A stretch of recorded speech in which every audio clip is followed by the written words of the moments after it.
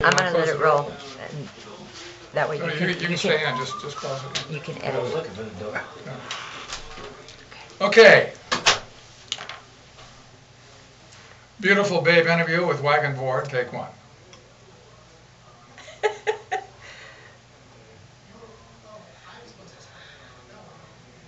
I'm going to say hi. I'm Dawn Reese, your Hollywood Entertainment reporter, right here with the owner of Tan Talk Radio.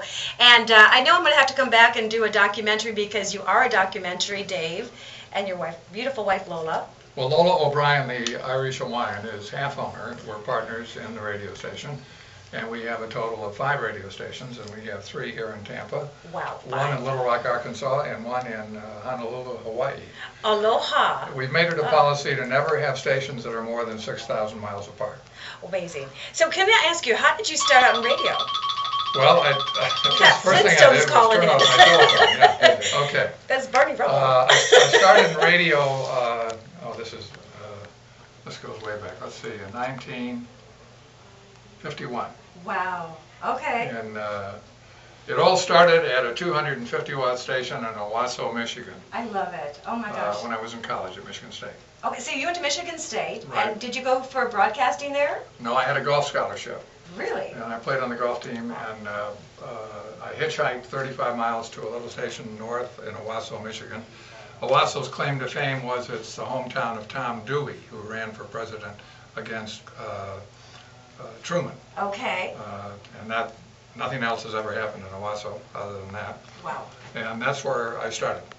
And then how did you step up to where you are today? Can you give us a synopsis? Well, my father was in radio, but he always worked for other people, and I always wanted to own a station someday, so I thought I'll start out announcing, then I'll learn some engineering, then I'll go into sales and management, and then ownership. So at age 12, I knew exactly what I was going to do.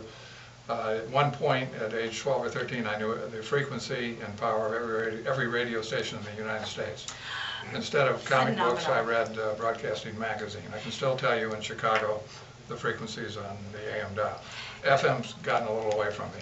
You know, that's important for the youth, for the Be Cool Stay in School, where I'm in the schools, and to hear how it's like my mother always said, a diamond is made through a lot of facets, and everything that you did has brought you to where you are today. And then you sparkle and shine, and you've got a beautiful wife, and she's your partner in this, and that's even more of a blessing. She does the hard work. I'm strictly here for prestigious purposes. Gotcha. Wow. Well, you know, what has been, okay, you've been on radio. What has been one of your most memorable experiences ever in this, broadcasting arena?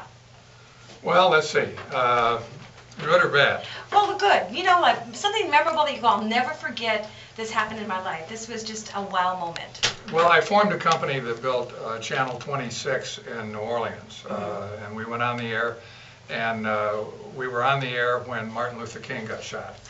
Ooh. And he was shot. I was at lunch. I ran back to the television station. I called the black leaders in New Orleans and turned the whole station over to them for about 15 hours. Just said, come on up and take over. And they came up, and I called white politicians. There was a lot of black-white problems back in the 60s. This was late 60s. They came up, and they were crying on television. And the outcome was every city in the South had riots except New Orleans because all the black leaders were on television. Okay, right. And they had an outlet for their anger. In the other cities, they were rioting in Atlanta, Houston, Memphis, Dallas, Birmingham, all over. That's definitely a memory maker. Wow. And here So you are. That was my most satisfying day, I think, in broadcasting. Sure, sure. Who has been the most, memorable that you interviewed?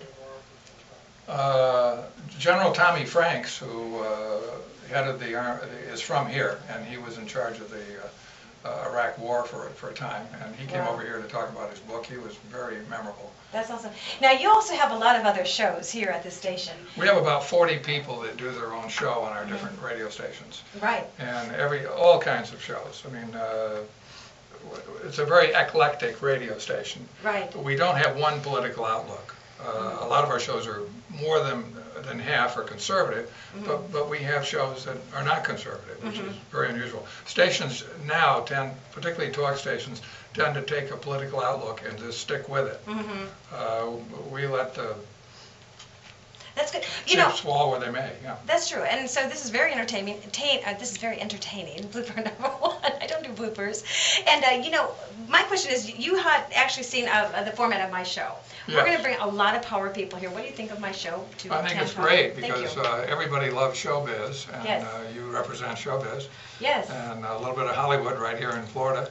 Right. My name is Dawn. I'm not a morning person. You know, you can remember my name by Dawn Dishwashing Liquid and Reese like peanut butter cups. So you go and you go, I know that name. Potential Mr. sponsors. Reese is from Clearwater, the original Mr. Reese, Oh, really? who got started, his grandson lives here too, and he got started selling little peanut butter cups door to door Okay. up in Pennsylvania, in Hershey, Pennsylvania. And Wow. Hershey's took a liking to him and gave him chocolate to get started. That's And got him going when he was like 12 or 13 years old, and Wow. the rest is history. Reese's peanut butter cups are now the largest selling single candy in the world. That's right. And that's my last name. So don't forget. So we're going to take, you can stop for a second and then